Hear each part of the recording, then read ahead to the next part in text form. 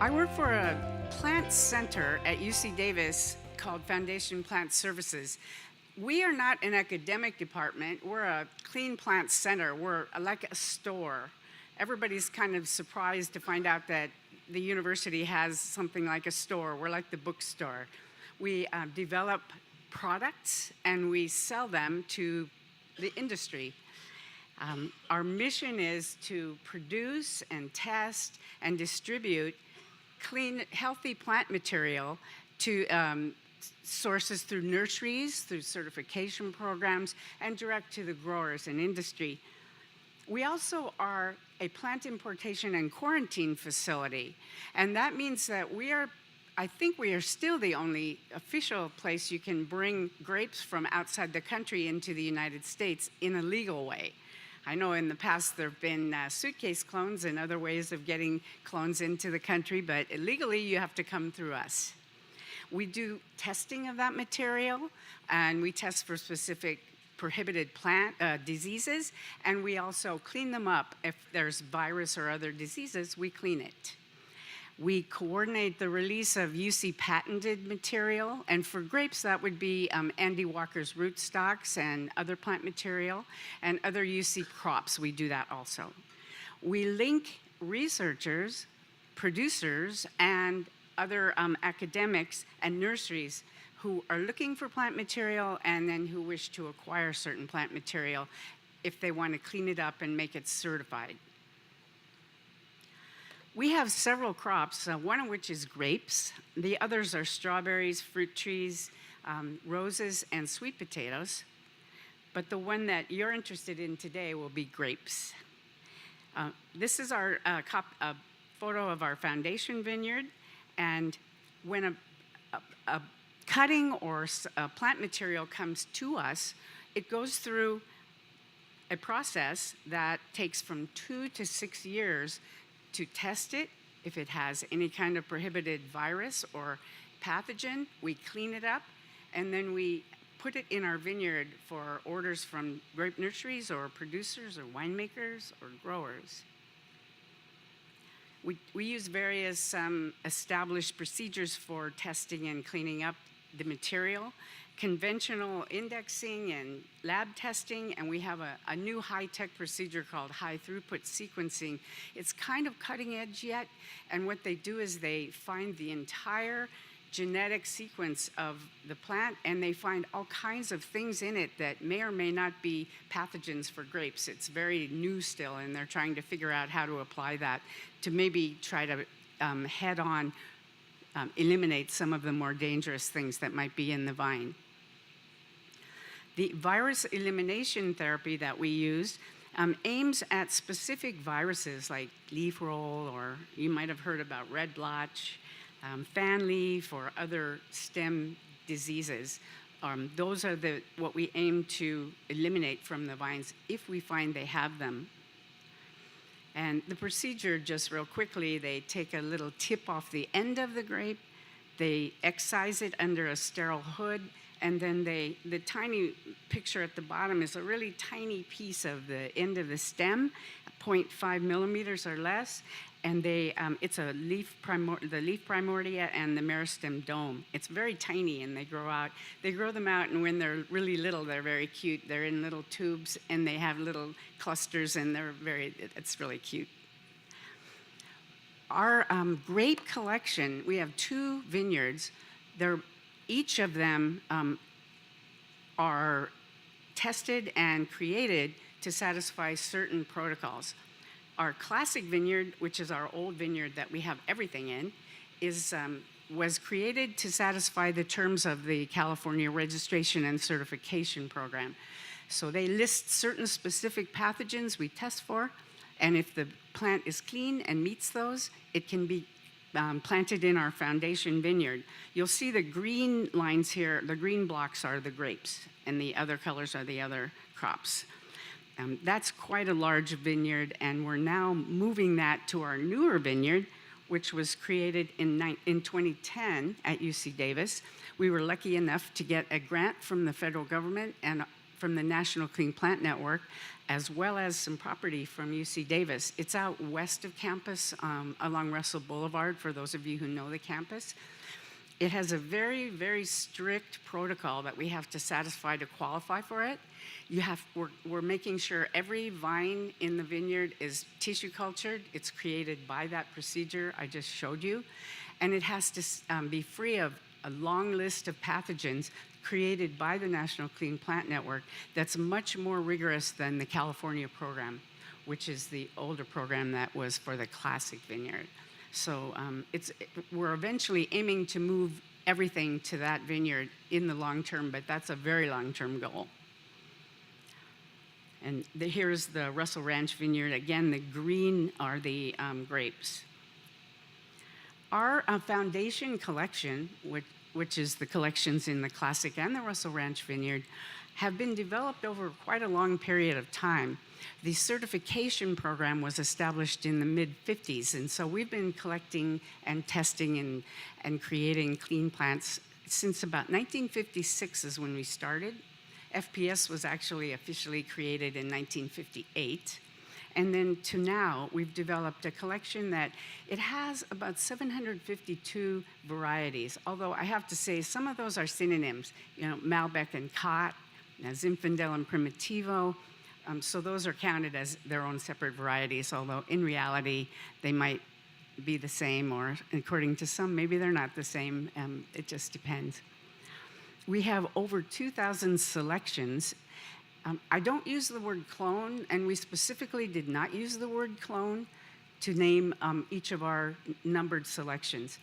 Clone has its own meaning, and it's usually meant to develop or to explain a unique vine source. Perhaps sometimes in Europe, it's meant to define something that's gone through a process, that's identified with certain characteristics. For us, a selection, our numbered selection, means it was acquired from a unique vine source in wherever it was acquired from. For example, we got maybe 2 selections from the same vineyard in France. It just means we got each of those from a different vine source at that original source.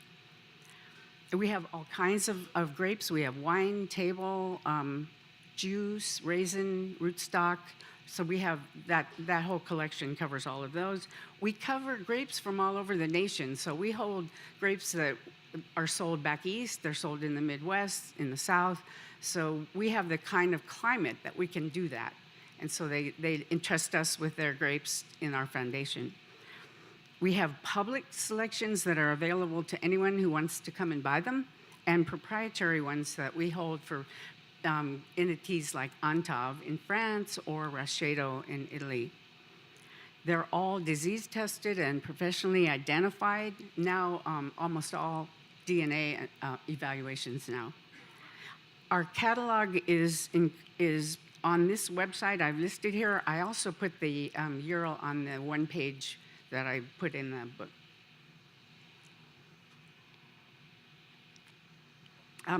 The impact of FPS was evaluated by one of the researchers on our campus who wrote a paper on the economic value of clean plants. Her name is Kate Fuller, and she did some studies on what the actual impact of FPS plant material is. And she said that 20 to 70 million grapevine plants sold every year could be traced back to FPS in one form or another. So that's still quite a big impact. We have a lot of customers. We sell mostly to giant wholesale nurseries that you probably all know about, that in turn sell to the growers and the researchers.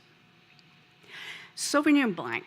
This is some research I've been doing in connection with a book that we're going to be putting online, several chapters detailing all of our clones or selections and where we got them from. So Sauvignon Blanc came to California in the last half of the 19th century. You're probably all familiar with that. It was imported by J.B. Portal into the Santa Clara Valley in the 1870s. There's evidence that it was in Napa vineyards in the 1870s and 80s. That would be the Crab Vineyard and the Gustave Niebaum Vineyard, Inglenook and Tocolon. and also in Sonoma, John Drummond had it in his vineyard there in the 1870s and 80s. At that time, the wine that they made was white wine. It was blended among many different varieties, but Sauvignon Blanc was one of the grapes that was used in those wines. But they used standard generic labels, and they called it Sauterne. They took off the S on the end, unlike in France when the S is on the end, and they called it Sauterne and Haute Sauterne. It was sweet. Not as sweet as the one from Sauterne in France, but it was sweet wine and dry wine. The UC researchers and viticulture experts they recognized the value of Sauvignon Blanc right off and recommended it for California growers even back in the olden days. Hilgard planted it at the UC experiment stations all over the state, and particularly at the Foothill Station up in Amador County, which is where our selection came from. Frederick Bialetti was the viticulture professor at Berkeley in the turn of the 20th century. And in 1907, he authored an ampelography, and he recommended Sauvignon Blanc, but as a support grape for Semillon, which he viewed as the classic grape from Sauterne for the style wine that they produced there. Amarine and Winkler, in their study around the middle of the last century in 1944, recognized Sauvignon Blanc as appropriate for high-quality wines, either by itself as a varietal or in blends. Now, getting down to the selections that we have in our foundation vineyard, many of these will be featured in the wine tasting this afternoon in their own they called it a clonal testing, but there are selection numbers, and they'll be featured this afternoon, and I'll let you know which ones will be as we go along. The first group is the FPS selections that we can tell you where in France the plant material came from. Sometimes if we get it from California vineyards, we know it originated in France, but we aren't sure quite where. These are the ones that came directly to us. This Sauvignon Blanc 1 is that has the most longevity for our program. It's for a long time was the only Sauvignon Blanc we had, except until about the 1990s, with the exception of one other. And it's been by far the most widely distributed Sauvignon Blanc in the FPS collection. The story's been told a lot, but I'll tell it again in case some of you haven't heard it. A man named Charles Wetmore was the CEO of the State Board of Viticultural Commissioners in California in the 1880s. He wrote an ampelography in which he said that the quality grapes of Europe were not planted in any significant extent in California at that time, enough to allow growers to receive them, all the growers that wanted them. There were plantings, but they weren't that widespread. And he believed that it was necessary to go back to Europe and get some different material to plant. His vineyard in Livermore was next door to a man named Louis Mel, who also had a vineyard in Livermore. Louis Mel's wife was French, and she was a friend of the Marquis de l'Ursolis, who owned Chateau de Chem in the Gironde region in Bordeaux. So Wetmore asked her for a letter of introduction. He took the letter and was introduced to the Marquis in Chateau de Chem, and he collected several varieties, two of which were Sauvignon Blanc and Semillon. We have both of those in our collection, Sauvignon Blanc 1 and Semillon 2. He brought his collections back to the Livermore Valley, and he shared what he got with Louis Mel. This was in 1884. Sauvignon Blanc 1 first appeared in our collection in 1965. But the pedigree of Sauvignon Blanc 1 was Wetmore shared his cuttings from Yquem with Louis Mel. Louis Mel's vineyard was called El Mocho Vineyard. The Wente family purchased El Mocho Vineyard sometime prior to 1925. Phil Winty told me that at the time they purchased it, it still had the original vines that had been planted from the Yquem cuttings. Harold Olmo, whom I'm sure almost all of you know who he was a giant at UC Davis, plant explorer, and he collected a lot of our plant material. In 1930, when he started at UC Davis, he went around the state looking to identify clones and varieties that would be appropriate for California growers. He came across the Winty's Vineyard at El Mocho, and he saw the Sauvignon Blanc and Semillon cuttings, which he then took back to Davis to research. When FPS in 1958 was establishing our first foundation vineyard, he gave us the cuttings that later became SB1, that originated from Yquem via the Livermore Vineyard of El Mocho. SB1, John mentioned this about New Zealand. We had a variety focus. 5 minutes? Oh no. Okay, we had a variety focus in 2010, and Mike Trout from New Zealand commented that UCD cuttings that were sent there in 68 and 69 formed the basis of the Sauvignon Blanc industry in New Zealand, which turned out to be very successful. We also sent it to Australia.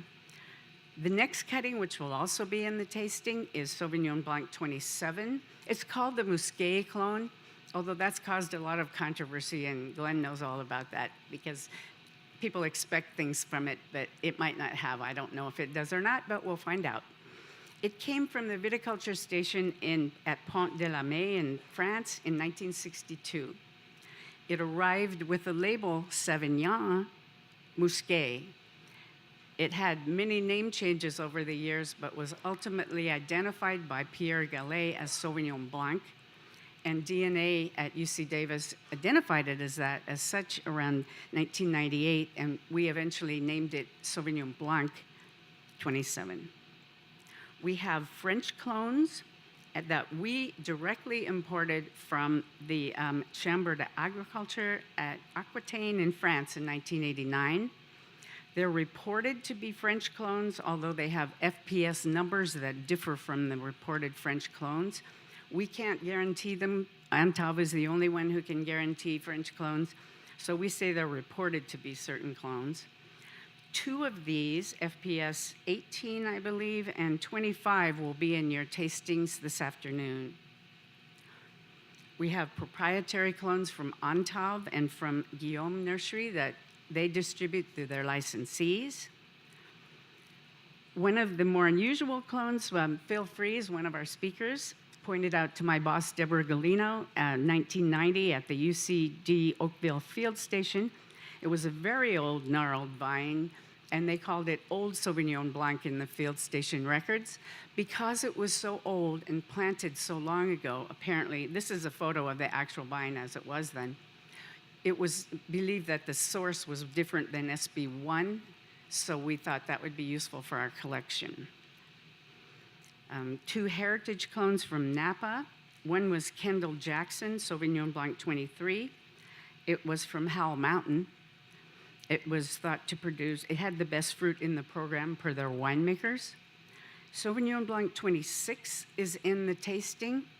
It's from a well-respected Napa vineyard who wished to remain anonymous. And it was planted, the vineyard there in Napa in 1945. Again, because of its age, it's suspected that the source is different from SB1, and it produces wines with intense varietal character. We thought it was a valuable addition because its source might be different than SB1.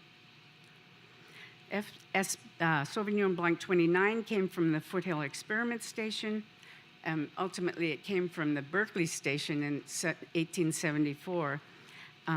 We don't know where it was before that. It was rediscovered by our plant pathologist, Austin Goheen, in the old Experiment Station vineyard in the 60s, and was brought to FPS, and it became FPS 29 eventually. We have 1 new acquisitions. Larry Hyde Vineyards in Carneros gave us a Musquet, Sauvignon Blanc 30. a new one that's in the pipeline from Nervo Ranch in Alexander. The Alexander appellation was from an 1896 vineyard there. It will be out soon. And then finally, we have some selections from Italy. We got in 1988 and 89 4 actual clones from Italy from the Conigliano station. And 3 of them were developed in Friuli, which John mentioned. And the last one you see here, SB17, was ISV Conigliano 1, which will be in the tasting this afternoon. We also have some Ranchero clones, Sauvignon Blanc 28, which is a public selection, which is clone R3. And then we have a proprietary VCR clone. Thank you.